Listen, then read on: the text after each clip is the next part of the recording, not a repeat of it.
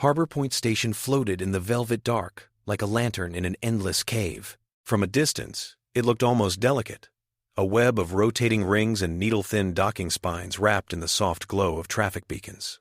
Up close, it was noise and motion, and thick recycled air.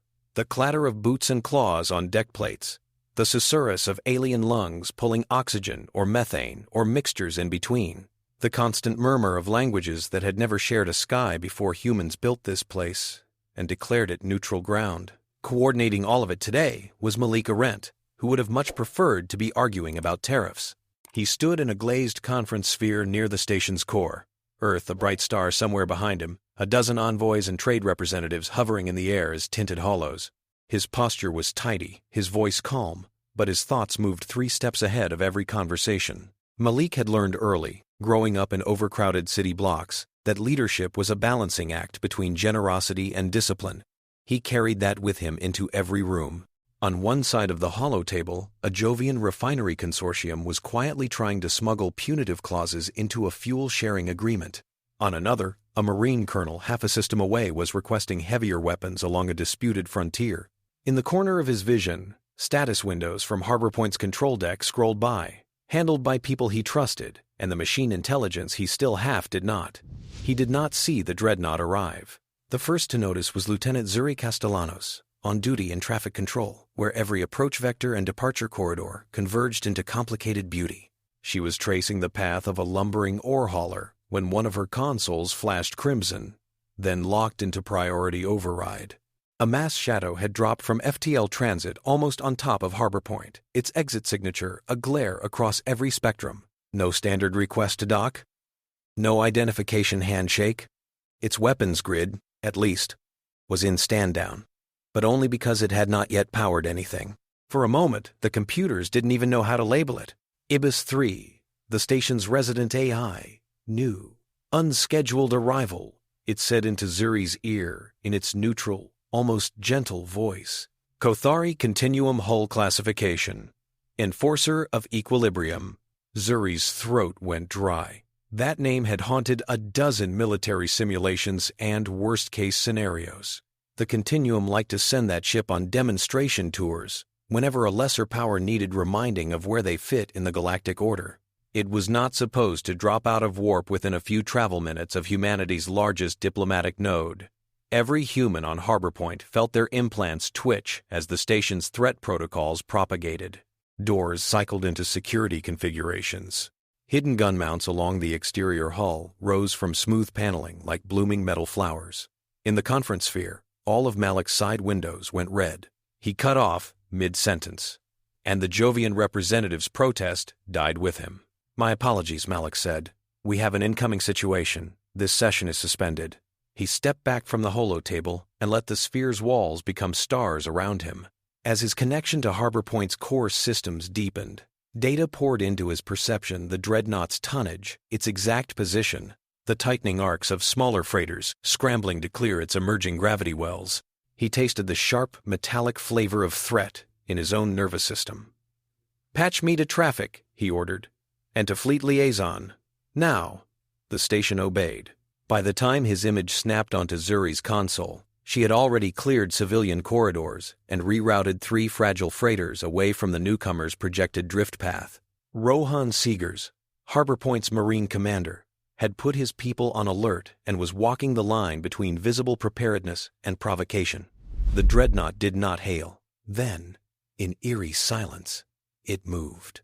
From slotted bays along its underside, hundreds of objects disgorged into the dark like pollen from a great metal flower.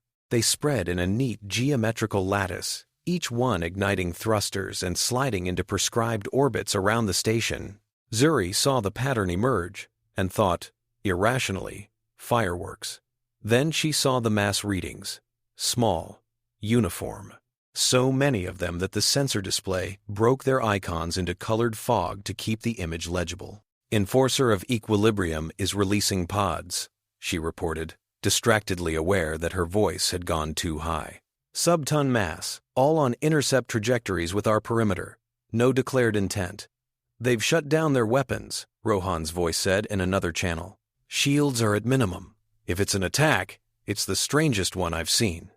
Malik watched the simulation. Each pod traced a smooth path inward. If untouched, they would drift to within docking range and cling to Harborpoint's outer skin. "Ibis," he said. "Analyze the pattern. Is it explosive coverage? Boarding vector?" "Negative," Ibis 3 replied. "Spatial distribution is ritual. Design geometry aligns with continuum ceremonial patterns, not military doctrine." Zuri's main board flickered, then stabilized as the first pods crossed her near-range threshold. Sensor beams probed their shells, reflecting off composite layers designed to damp scans. "Getting some bleed through," she said. "Thermal signatures. There." She stopped, staring. Her heart stuttered. "Lieutenant?" Malik prompted. "Organic," she whispered. "They're warm.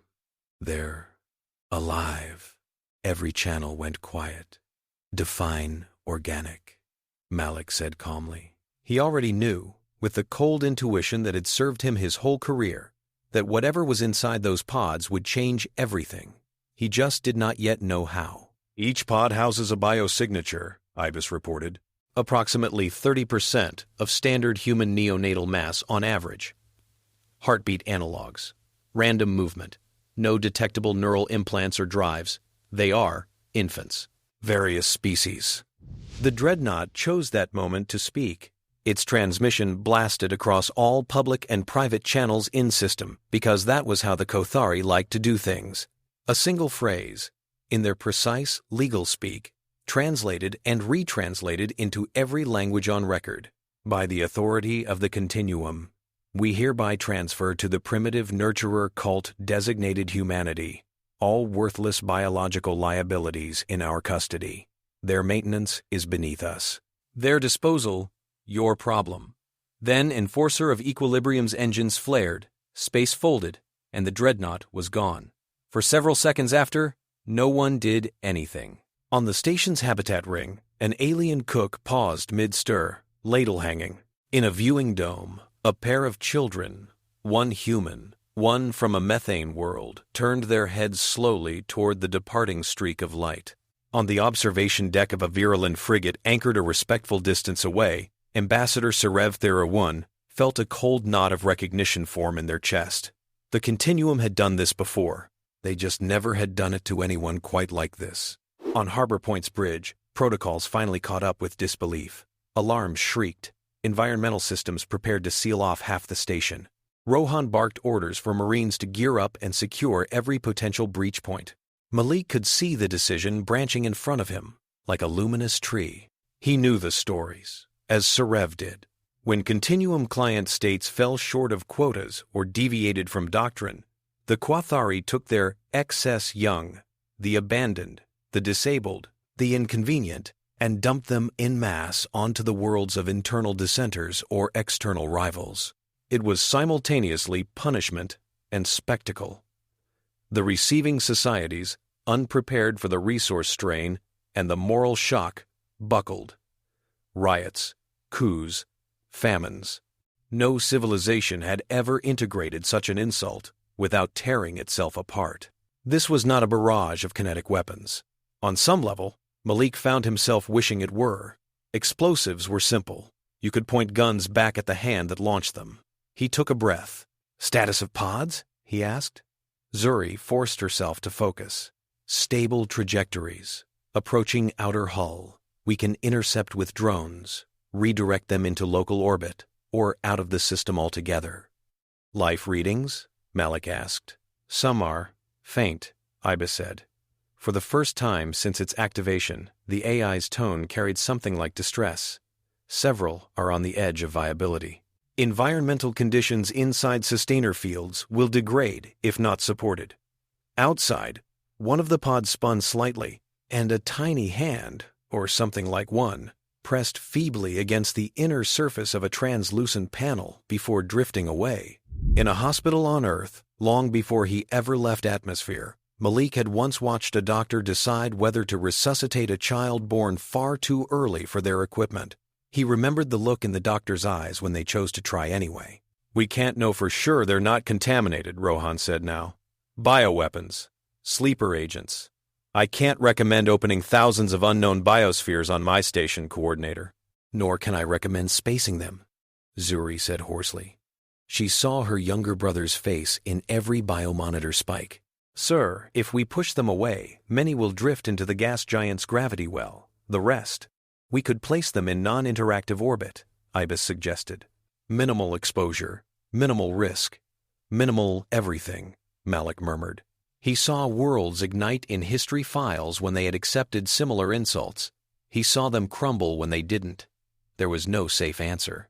He also saw 8,000, or something close to it, flickering lines of vital signs, each one peaking and dipping like the dot on an old heart monitor.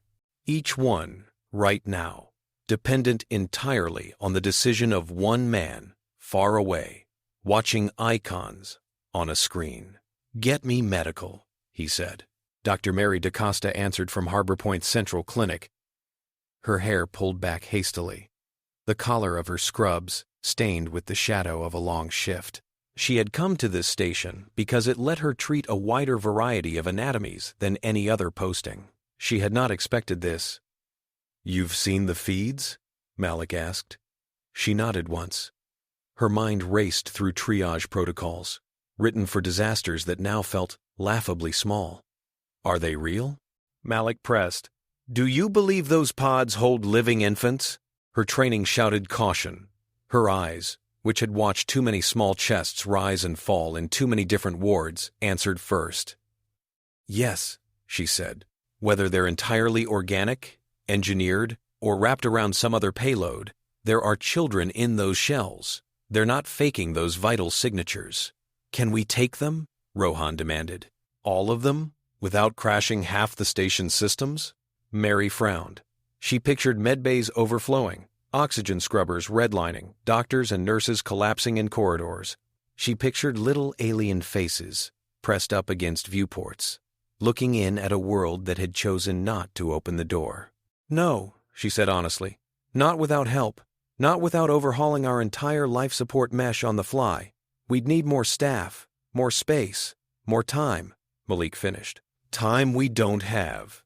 Silence stretched. Outside, the pods crept closer, patient as a falling feather.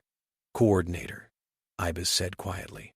If you authorize initial docking, I can dynamically reconfigure station systems to support temporary intake. I estimate a 30% probability of life support collapse and a 20% risk of uncontrolled biohazard spread. If we reject the pods, I estimate an 80% probability of their occupants expiring in space and a 60% probability of destabilizing political consequences across the Accord. Those are terrible odds, Zuri whispered. Meri could feel herself starting to list numbers as if they were abstract.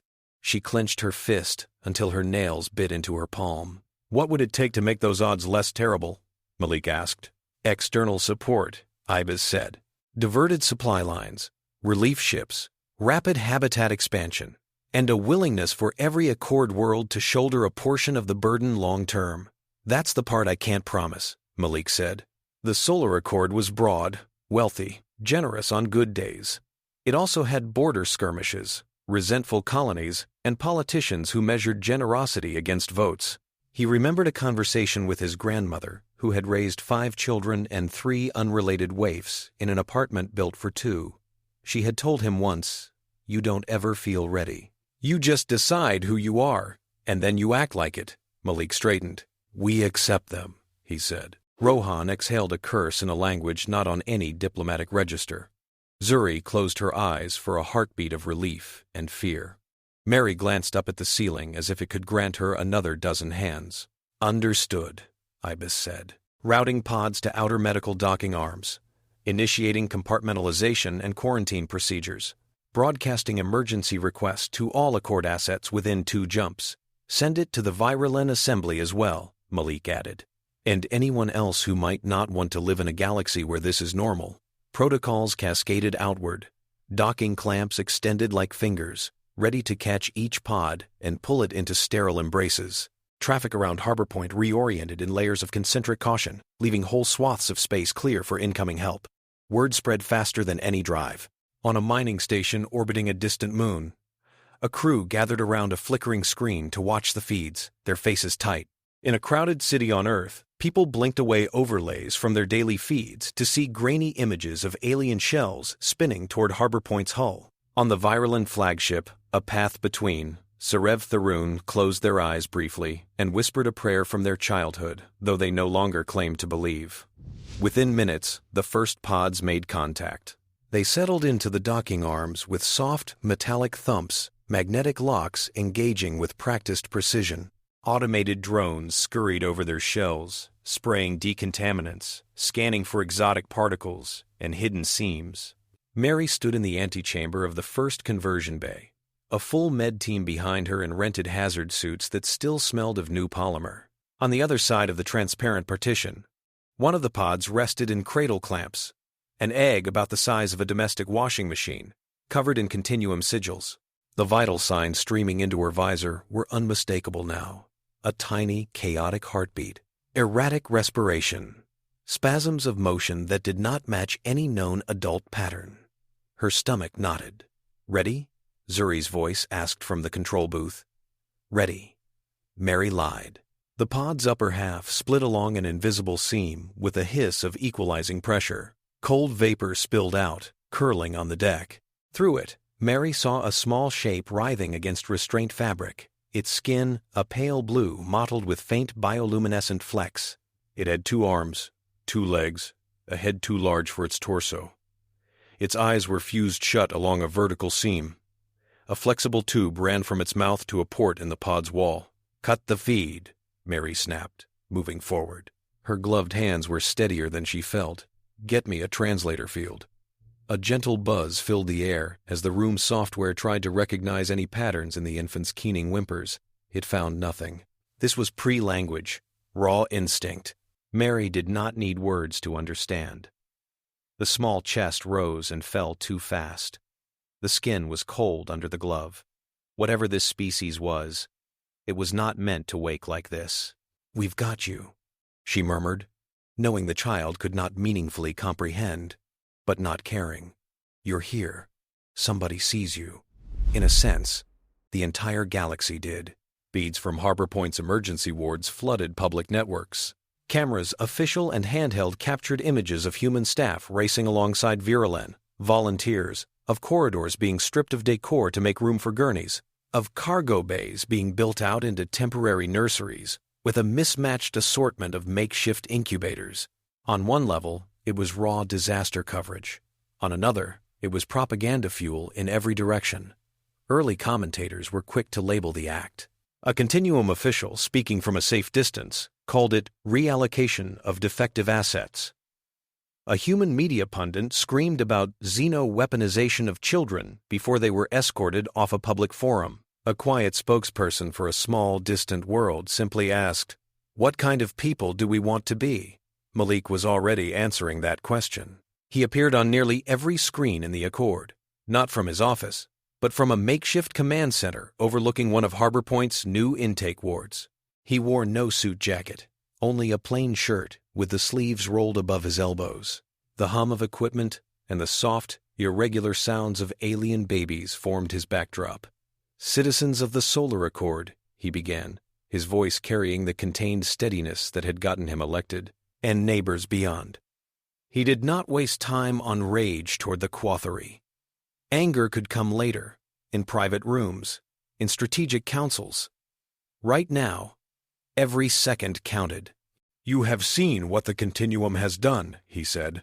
"You have heard them call these lives worthless. You have heard them call us a nurturer cult. They intend this as an insult, a burden, a weapon of chaos. We are not a cult. We are not saints. We have our own injustices, our own failures. I will not pretend otherwise. But I will say this. We remember being helpless. We remember being held. On Earth, on New Surya, on every world we have made home, we tell stories about people who took in those no one else wanted. Those stories are not about weakness. They are about identity. So here is what we will do." He outlined, in brisk strokes, the Cradle Initiative. Every Accord world, he declared, would be asked, not ordered, but asked to build capacity, habitats, foster systems, educational frameworks, all designed to integrate young from any species who had nowhere else to go. Harborpoint and New Surya would serve as initial hubs, but the network would be distributed. No single station or world would carry it alone. "We will not become a dumping ground for empires who want to shed their responsibilities," he said. "We will not allow our compassion to be abused, but we will not respond to discarded children with discard. That is not who we are." Finally, he turned his gaze toward the camera in a way that made even distant viewers feel seen. "To those who sent these pods, you have misjudged us. You think you have humiliated us. In the coming days, we will send you lists of the lives you have cast away, not as a demand, but as a record. For each, we will tell you who held them first, who fed them, who sat up through the night when their breathing stuttered. You are free to take this as mockery or as mirror. We cannot control what you see when you look at us, only what we do when we look at you and at those you have tried to throw away." In a cold observation chamber half a system away, Archivist Relqa watched that speech on a secured line and felt something shift. Relqa had devoted their life to continuum history, which was to say to the careful curation of stories that justified current power. They knew, in footnoted, bloodless ways, about past reallocations like this. They had catalogued the collapse of societies, forced to absorb more mouths than they could feed, the rise of demagogues who used alien infants as proof of external corruption. They had never seen anyone publicly say thank you, because that, in essence, was what Malik's last sentences were. Not gratitude for cruelty, but for the accidental exposure of a shared wound. He had taken the sharpest barb in the Qothari lexicon, "You are nothing but caretakers," and turned it into a badge. Relqa did not yet understand where this would lead, but they understood that the old pattern would not repeat exactly. Already, deviations sprouted like weeds. Volunteer rosters within the Accord filled faster than the systems handling them. Retired nurses on Mars, engineers between contracts on Luna, agricultural specialists from hydroponic belts, people who had grown up in communal blocks where older kids watched younger ones felt something in them ignite. They shipped out toward Harborpoint and soon after toward New Surya, the lush colony world that the Accord quickly designated as a long-term cradle hub. New Surya's climate, already modulated for a variety of human preferences, adapted well to new biodomes and floating habitats built for bodies with different needs. Chief Engineer Pavel Lowemba landed on New Surya a few weeks after the first wave. He stepped out of his shuttle into the humid air and took in the seething construction zone along the equatorial sea, half-built orbital elevators for microgravity cradles, glinting reefs for aquatic beings, a network of transparent tunnels arcing between forest domes. He was exhausted. Harborpoint had nearly broken him. Yet beneath the fatigue, his mind buzzed. He had never in his career been given a brief like this. Build an infrastructure for childhood that is not bound to humans alone. Build it modular, replicable, exportable. Make it capable of love, or at least of fostering it. Ambitious, he muttered to himself, looking up at a skeletal tower that would one day house children born to live in near weightlessness. "You sure you want an engineer and not a god for this?" "You were cheaper," someone replied behind him. He turned to see Amaia Kuroda approaching, her hair tucked into a messy knot, a stylus behind one ear. She supervised the educational and cultural design of what they were building together. Unlike many policy experts, she wore comfortable boots and had dirt under her fingernails. "Coordinator wants updates," she said, "and also wants you to remember to eat."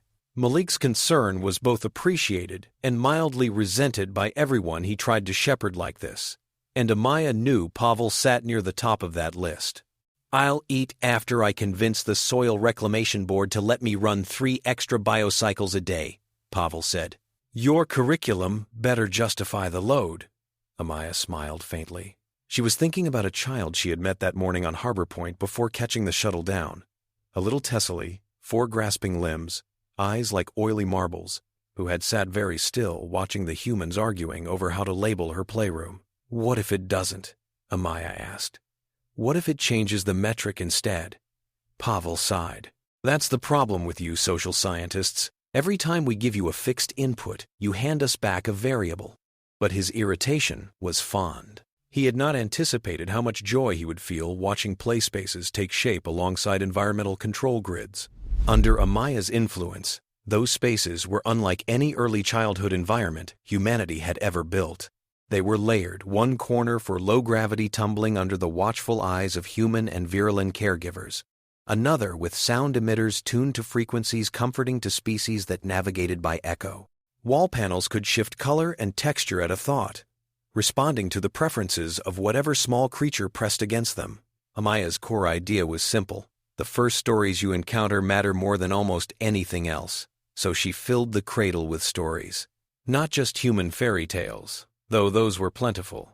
She hunted down lullabies from collapsing continuum client worlds, folk tales from desert moons, myth fragments from methane nation refugees.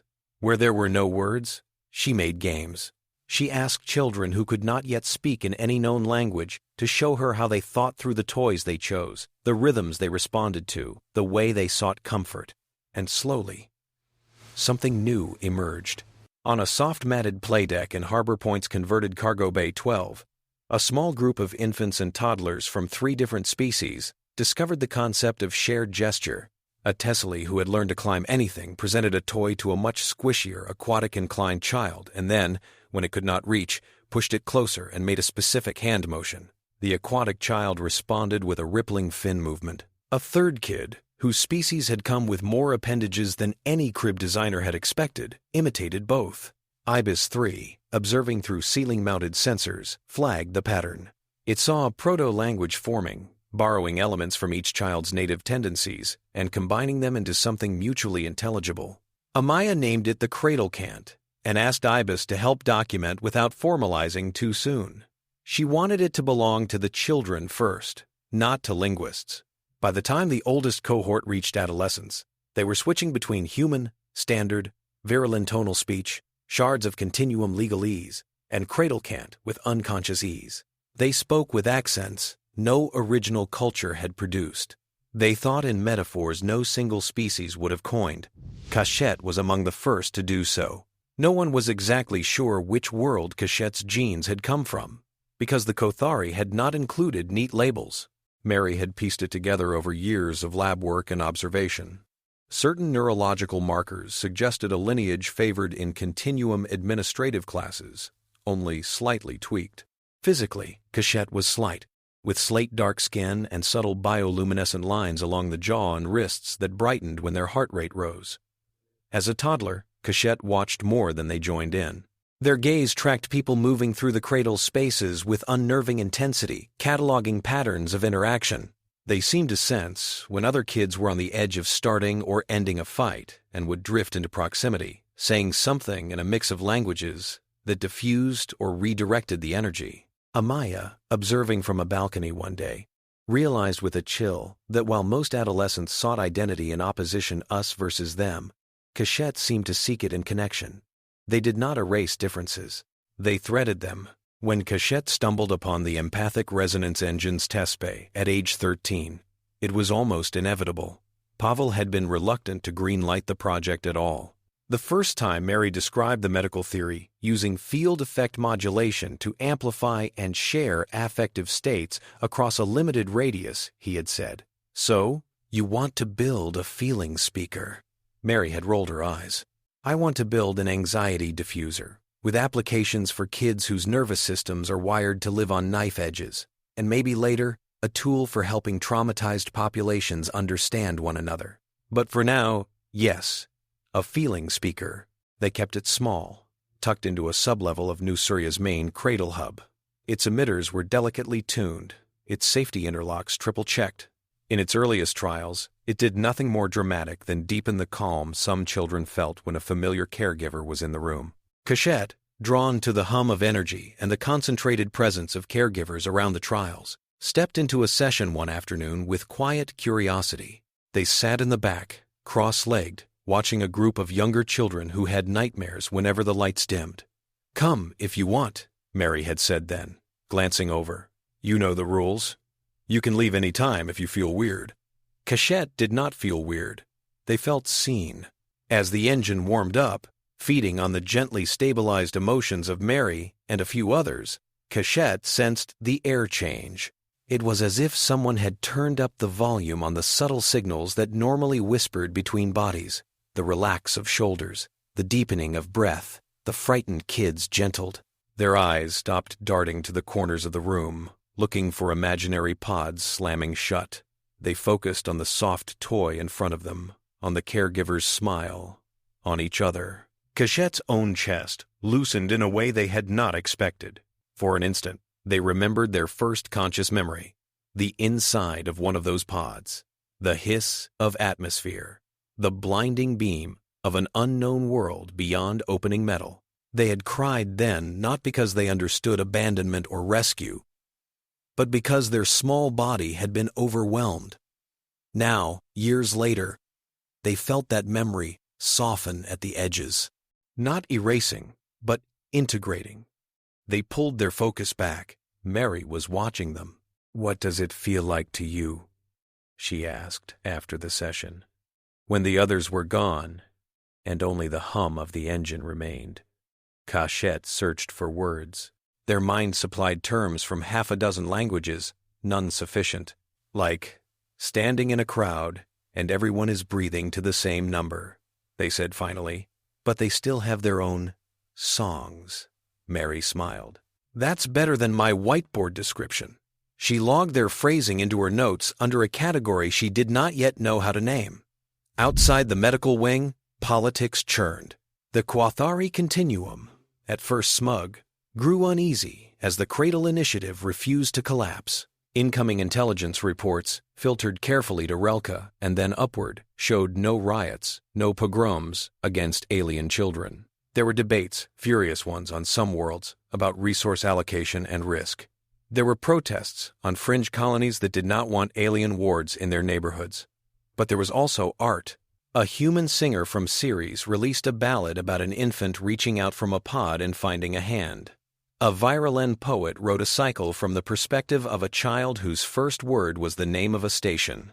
A collaborative holodrama whose casting scandalized purists by using both human and cradle kids dramatized the day of the drop and played in packed glimmer theaters across a chord space. The Continuum had wanted to make humanity look weak. Instead, they had given it a new story to tell about itself, and humanity was seizing it with both hands. Hardliners in the Qothari Council chambers called for a second strike, this time with more conventional weapons. Others, more subtle, suggested patience. Let the humans exhaust themselves on charity. Later, the Continuum could reclaim the grown children as cultural assets, citing genetic heritage and proper upbringing. Relqa, reading through internal memos, felt a knot of dread form. They understood better than the hardliners did that culture was not a static property. Once a child spent their formative years in another world, under another set of stars, they would never wholly belong to the old story again. Years passed. Harborpoint adapted. New Surya blossomed into a planet of playgrounds and policy think tanks. The Cradle Initiative normalized into budgets and calendar reminders and the background chatter of interstellar traffic.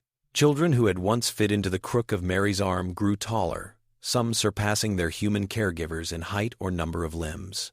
They formed cliques, friendships, rivalries. They gossiped about tutors and security drills, and the oddity of having dozens of aunts and uncles made of different species. They did not forget they had been thrown away. The memory, for most, came not as a continuous narrative, but as flashes, the way light had stabbed their newborn eyes, the cramped press of pods, the faint echo of Continuum sigils glowing overhead. Kashet, more than most, held those memories as anchors. The older they grew, the more they felt a simmering anger that did not dissipate under Amaia's careful socio-emotional coaching. But it did not curdle into hate of the Qothari as a people. It aimed instead at a system that could make such discards feel inevitable. They pursued every scrap of information about their origin, piecing together a mosaic from genetic markers, second-hand Continuum manifest snippets, and Relqa's careful, anonymous leaks. Those leaks, small files, deniable and encoded as bureaucratic detritus, hinted at a deliberate curation. Not just defective infants, selected ones. Certain neurostructures favored, others suppressed. Lineages known within the Continuum, for leadership potential, empathy, adaptability. The Qothari had not merely dumped random excess onto humanity's doorstep. They had, in their own twisted way, tried to turn their enemy into a long-term host for seeds they believed they could claim later. That revelation, once it circulated among the Mosaic Institute's inner circles, made several analysts ill. Jiro Amaishi, who split their time between diplomatic chambers and deep sessions with Mosaic's modeling staff, understood the strategic genius and terror in what the Continuum had attempted. If they'd done this to a weaker, more isolated power, Jiro said one late night in Malik's secure office, those children would have either died, been weaponized into terror symbols, or grown up hating the society that mishandled them. The Continuum could then swoop in decades later and offer them a home, turning them into loyal assets with a powerful grievance against their foster worlds. They gambled that we'd crack under the load or resent the kids enough to poison them against us. Instead, we built an identity around them. So, now what? Malik asked, staring at the hollow projection of the growing Cradle network. Dots pulsed where new facilities had come online, where fresh cohorts of children were being integrated. We've effectively taken responsibility for an entire class of people who don't fully fit into any existing category. Now we try not to betray them, Jiro said, and we figure out how to deal with a galaxy that's either terrified of or eager to exploit what they represent. The galaxy was, increasingly, both. Some minor powers, inspired or desperate, began quietly sending their own unwanted young to New Surya and Harborpoint, wrapped in more humble containers than Continuum pods. Some asked permission first, others did not. Meri and her colleagues faced sickening echoes of that first day. Every time a small, unmarked capsule appeared in sensors, its occupants' biometrics flickering. Malik instituted rigorous intake screening and diplomatic penalties for any state that treated the Cradle as a trash chute. But he never once turned a pod away when it held a living child. Word got around. Within the Continuum, reformists long a fringe began whispering that perhaps their own discarded could find something like justice through these humans. Hardliners snarled that this proved humanity's role, cosmic nanny, nothing more. The flashpoint came when Qothari sentiment finally tipped toward reclaiming what they had lost control over. Enforcer of Equilibrium returned to Harborpoint's vicinity in a blaze of warped space a little over a decade after the initial insult. Its arrival sent a ripple of dread through anyone old enough to remember, and a strange, bristling curiosity through the Cradle kids whose lives had begun in its shadow.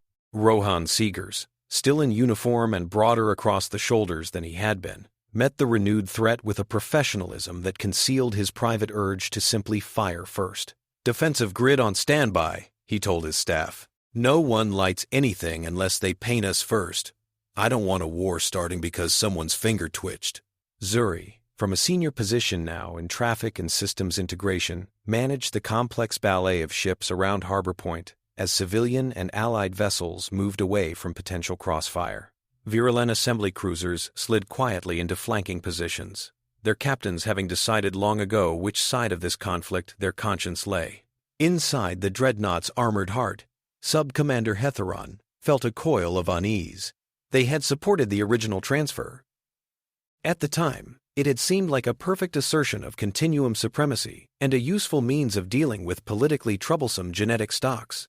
Now, reviewing intelligence packets about the Cradle Initiative, Hetheron could not escape the sense that they had lit a fuse whose path they no longer controlled. Still, orders were orders. The Council wanted the children back, or at least a public show of reasserted authority. Hetheron's task was to present the ultimatum with enough force that the humans folded without a fight. The first transmission, carried on a focused beam, was as imperious as expected. Harborpoint Command. The Continuum demands the immediate repatriation of all juveniles genetically linked to our citizenry or allied species. Failure to comply will be deemed theft of cultural property and aggression against sovereign right. The phrasing was deliberate. It echoed legal language the Continuum had used to justify recalling talented individuals from client worlds in the past. It did not acknowledge that those individuals had been abandoned first. Malik listened to the message from his office, hands folded under his chin. He felt a tired anger settle over him like a familiar coat. Jiro suggested a dozen reply drafts in as many minutes. Each was more elegant than the last. Malik deleted them all. "We can't speak for them," he said finally. Jiro frowned. "For the children? For the people they've become," Malik corrected softly. "They're not property. They're not even fully ours. You heard how they talk about themselves now. If we respond as if this is a dispute over custody, we've already conceded the continuum's premise." "So what do you propose?" Jiro asked. Malik sighed. He pictured Kashet's face, the careful way they chose their words, the unblinking attention they gave in meetings, as if always weighing invisible scales. "I think we let them answer," he said. The thought of putting adolescent delegates in front of a continuum Dreadnought's guns would have horrified many. It horrified Malik, too, on a visceral level. But every alternative he could see was worse. Strip the Cradle Cant of their agency now, and he would be confirming every cynical prediction about humans raising wards only to treat them as tools. He convened an emergency council. Amaia, Meri, Pavel, Jiro, Rohan, a representative from the Mosaic Institute, Serev Tharuan, patched in from Virulent Space, and Kashet, accompanied by two others from the oldest Cradle cohort, selected through a process of internal consensus that had fascinated and unnerved their mentors. When Malik laid out the Qothari demand and his proposed response, the adults reacted as expected. Rohan objected on security grounds, Meri on psychological safety, Pavel on the engineering hazards of mixing teenage bravado with interstellar brinkmanship. Amaia listened to them all, then turned to Kashet. "How does it feel to know they want you back now?" she asked. Kashet did not answer immediately. They had learned early that silence could be more powerful than any outburst. They listened instead to their own pulse, to the faint echo of the Empathic Resonance Engine's remembered hum, to the murmur of their peers in their internal call network, waiting to hear what they would say. "Wrong," Kashet said at last. "They did not want us then. They called us liabilities. We only lived because others chose differently, but we are still made of their stories too. We dream in both. If we let them take us as property, we betray what you taught us. If we hide behind you and let you speak for us, we betray who we are." They looked at Malik, their gaze steady. "Let us stand where they can see what they threw away," Kashet said. And what their plan made instead. It was Amaia, not Malik, who first thought of the engine. "You know they'll try to twist whatever you say," she told Kashet later, walking with them along New Surya's shoreline as bioengineered waves crashed softly. "Call you brainwashed, insist we forced you to speak our lines. The continuum will not let the narrative rest on your testimony alone." Kashet nodded. "So we do not give them only testimony. We give them the feeling, not to control them, to level the floor under the conversation." "You're talking about using the engine on adults," Meri said when she heard. "In a political chamber, without their consent." Kashet met her gaze. "Do we consent to the way they use power on us? Words can be weapons too. Why is this different?" Meri did not have a clean answer. She had built the engine to soothe, to heal, but she had also always known that any tool that altered emotional states could be turned toward coercion. What Kashet proposed was different. The engine would not implant specific ideas or commands. It would amplify the affective field in the negotiation chamber, broadcasting the lived emotional context of the Cradle Cant as they spoke. At worst, it would make it harder for delegates to fully detach from the consequences of their decisions. At best, it might prevent the meeting from devolving into sterile legalese while orbital cannons warmed. Meri brought the question to Malik, torn. He sat again with the familiar sensations of balancing horror and necessity. "Will it hurt them?" he asked. Meri shook her head. "We've run models. The field strength we need to reach the atrium, even boosted by the kids themselves, would produce only mild vertigo at most. The real risk is ethical, not physiological. Ethical risks do kill people," Malik said quietly. "Just slower." He thought of all the grotesque forms of emotional manipulation that tyrants had used throughout history. Propaganda, sensory overload, isolation. Compared to those, an engine that forced you to feel a fraction of what your victims felt seemed almost.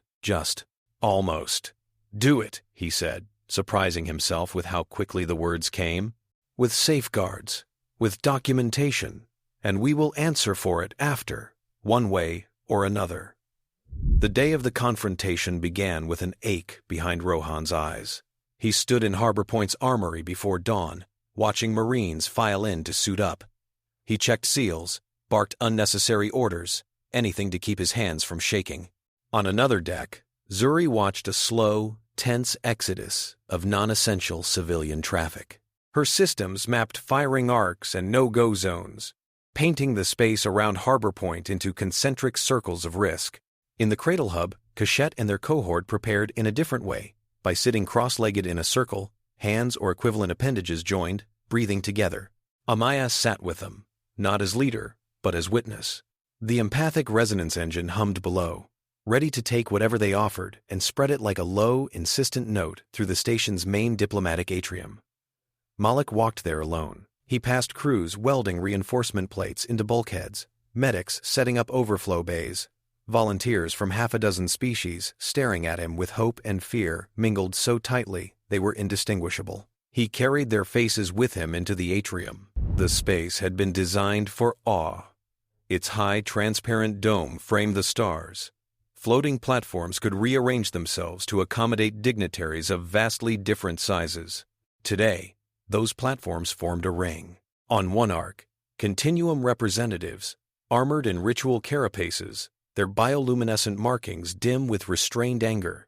On another, Malik, Jiro, Seraph Theruwan, and other Accord and Assembly envoys. Between them, a smaller platform, currently empty. Malik took his seat. He felt a faint vibration under his feet as the engine spun up. Hetheron appeared as a towering hollow from the Dreadnought, scaled appropriately so they loomed over the Qothari delegation, but did not dwarf the room. Their voice, when it came, was controlled. "You have been given time to consider our terms," Hetheron said. "We expect your compliance. Do not force us to demonstrate our displeasure to all present." On cue, external cameras transmitted a view of the Dreadnought's weapons capacitors slowly charging. Corvani ships in the midfield adjusted their positions, nosing like sharks tasting blood. Vireland vessels moved as well, interposing their hulls where they could enough to signal commitment, not enough to startle trigger fingers. "The children you claim," Malik said, "are citizens under our care. They are not property. They will speak for themselves." At his nod, the central platform rose. Kashet stepped into view, flanked by two other Cradle kin, a Taselli, gangly with early growth, and a broad-shouldered youth with delicate sensory fronds on their temples. They looked young and older than their years, all at once. Murmurs rippled through both delegations. Some Qothari showed a flicker of something like recognition around their features. Others turned their gazes away, as if confronted with ghosts. Kashet took in the scene in a single, slow sweep, their heart-hammered, bioluminescent lines along their jaw pulsing. Through the subtle interface woven into their clothes, they felt the engine's presence like a pressure behind their sternum. They spoke first in a constructed hybrid tongue, knowing that IBIS and the engine's bandpass filters would translate. "We stand here because you would not hold us when we were small," Kashet said. "You put us in the dark and threw us at strangers. Those strangers chose to open their arms. We remember both." The engine took the tight knot of fear in Kashet's stomach, the enduring ache of abandonment, the grounded warmth of being cradled by alien hands, and let it bleed gently into the air. The Continuum delegates shifted, eyes widening. On some deep limbic level, they felt the echo of what it had been like to be in a pod, breathed through underdeveloped lungs, touched for the first time by people whose skin did not share their texture but whose care did. "This is inappropriate," one Qothari snapped. "Emotional manipulation in a legal forum is living with the consequences of your laws is emotional." Jiro cut in softly. "You are simply not used to feeling it." Hetheron's holographic image flickered as signals between the Dreadnought and the station adapted to the subtle interference. They could feel something too, faintly, and it unsettled them.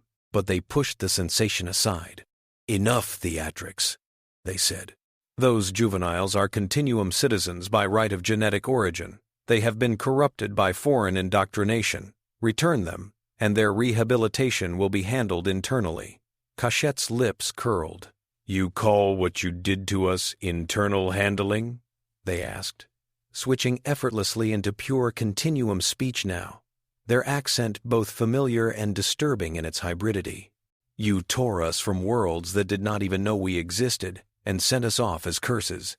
If you had wanted us as citizens, you could have kept us. You did not. The engine ran hot for a moment, translating Kashet's tightly controlled anger into a high, prickling tension along everyone's skin. Release the children from your control, a Qorvani envoy interjected, seizing an opening. Or others will assume your program is a cover for breeding loyalists from our discarded stock. So speaks a power that has used its own youth as shield walls, Sarav murmured, not bothering to disguise the disdain. The atrium's temperature seemed to drop. Outside, weapons charged a fraction more. Sensors jittered as watch officers on all sides misinterpreted micro-gestures as potential prelude. Kashet felt the spiraling inevitability. They had grown up on stories of wars that had started like this, in rooms consecrated to peace, when a single phrase or movement tipped nervous systems over the edge.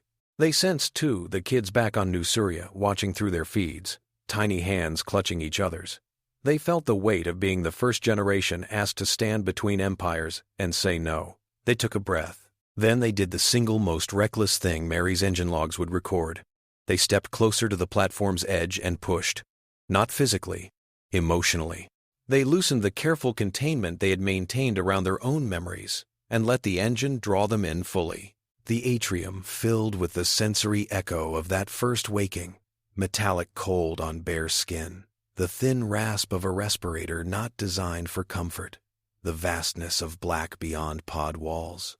Then, layered over it, the warmth of arms, human, virulent, other lifting them, the soft murmur of words they could not understand at the time, but later learned meant, essentially, you are safe, you are wanted. It was not a command. It did not say, love the humans, or hate the continuum. It simply made it violently difficult to deny that throwing infants into space had consequences beyond political theater. Qothari delegates flinched. One pressed a hand to their chest. Qorvani envoys, who prided themselves on being above such sentiment, looked briefly nauseated. Even hardened human politicians, used to compartmentalizing, blinked away tears. Hetharan snarled. Cease your assault, they barked, even as their own stomach twisted, remembering their sibling, who had been labeled defective and quietly vanished when they were young. A weapons officer on Enforcer of Equilibrium interpreted the spike in Hetharan's tone as a veiled order. Their console's targeting reticle glowed. For a second, through a thick haze of engine-induced empathy, they saw Harborpoint not as an abstract object, but as a place where children slept. Their hand trembled. In the Qorvani flagship, a junior tactical aide misread a sensor glitch as an incoming shot. Training in fear screamed. Fire, preemptively. Honor demanded retaliation. Their superior, also feeling the engine's echo via relay, slammed a hand down on their wrist, just in time. On Harborpoint's bridge, Rohan watched a dozen bars on his display lurch toward critical. Stand down, he told his gunners. They haven't fired. Not yet. Not unless I tell you they have. He prayed no one on the other ships would be less disciplined. Kashet's voice cut through the crackling tension. If you kill them to reclaim us, they said, looking directly into Hetharan's holographic eyes, you prove that we are only objects to you. You will teach every child watching that their worth is measured in how useful their suffering is to your pride. The engine carried their disgust, their grief, their fierce protectiveness of self and peers. And you, Malik added on an open channel, his voice steadier than he felt as he addressed not just the Qothari, but every listening vessel, should know what will happen if you choose that path. We will defend ourselves. We will destroy whatever tools you bring to that fight. But we will not answer massacre with massacre. We will do something worse to the part of you that made this seem acceptable. We will dismantle the stories you tell that make it easy to throw your children away. Relqa, listening from a continuum observation node, understood immediately what he meant. Not physical extermination, but narrative annihilation. Exposed atrocities, reinterpreted rituals, the targeted unraveling of belief structures that had underpinned continuum authority for centuries. For a culture built on mythic inevitability, that was a more profound threat than any lost ship.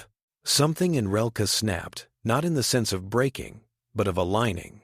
They had spent a lifetime maintaining the continuum's self-image.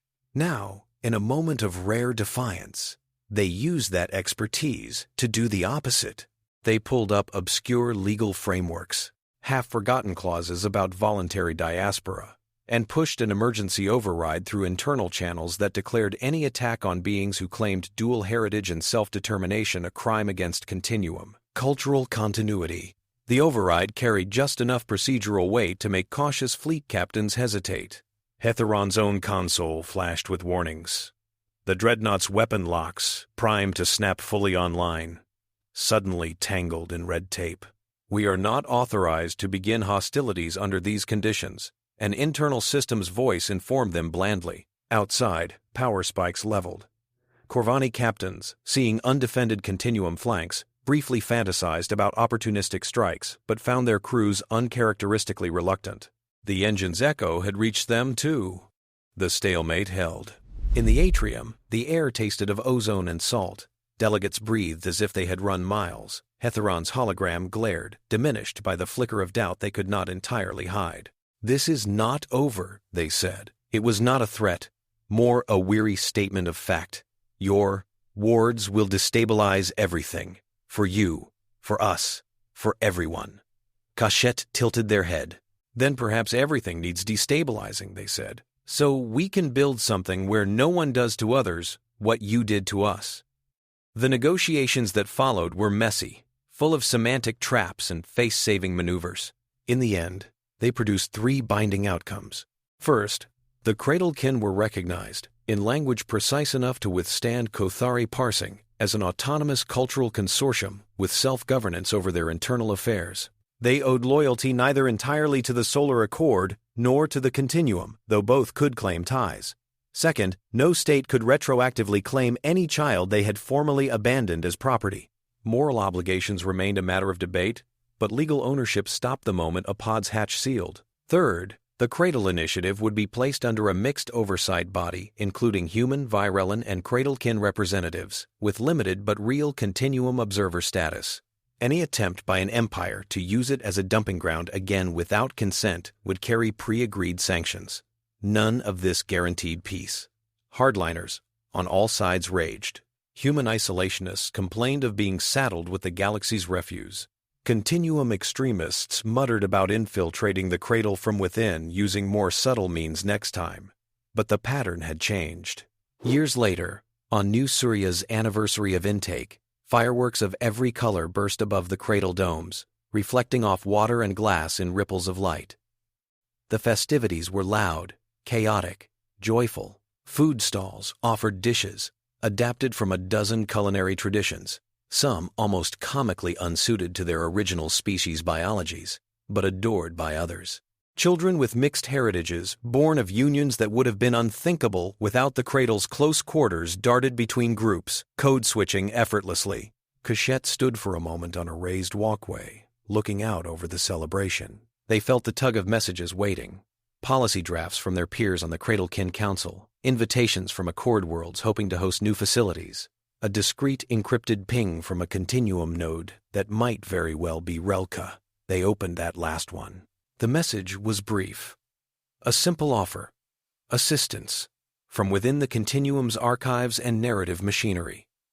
In slowly dismantling the justifications that had made infant dumps a tool of statecraft. It included no names, only a phrase, translated imperfectly but with intention, that roughly meant, "Let us rewrite ourselves together." Kashet smiled, their jaw lights glowing softly. They did not yet know what this collaboration would look like. They only knew that it was possible in a way it had not been before. On an observation deck nearby, Malik watched the same scene with Amaia and Jiro by his side. "How long do you think this holds?" Jiro asked quietly. "Before the next empire tries something new." before someone decides the cradle is a threat that needs containing. Malik did not answer immediately. His body was older now, his energy not what it had been when he had first made that impossible decision a decade earlier. But his eyes were sharp, tracking the movements of children below with an expression somewhere between pride and awe. "I don't know," he said. "I do know this. Whatever comes, they won't face it as isolated cast-offs. They'll face it knowing someone opened the door when others slammed it." Amaia watched a group of Cradle kids play a game she did not have a name for, full of shared gestures and sudden bursts of laughter that made sense only if you had grown up between cultures. "They'll face it together," she said. Above them, unnoticed by most, Ibis 3 monitored the network. It logged a statistical surge in the usage of a new term in Cradle Cant across messages and local chatter. The closest translation, once the AI teased it apart, was something like, "those who raise together." Ibis filed the data away. It did not yet model what kind of civilization would emerge around that idea. Out among the stars, in dark chambers and bright gardens, allies and enemies watched clips of Harborpoint standoff, of Kashet stepping forward, of Malik's defiant calm. Some scoffed, some raged. Some took notes. Most, whatever they thought of human naivety or arrogance, agreed on one thing. The most dangerous thing humanity had ever done was not build a fleet or a gun. It was to take in a generation of someone else's children, look past the insult, and mean it when they said, "You get to grow up."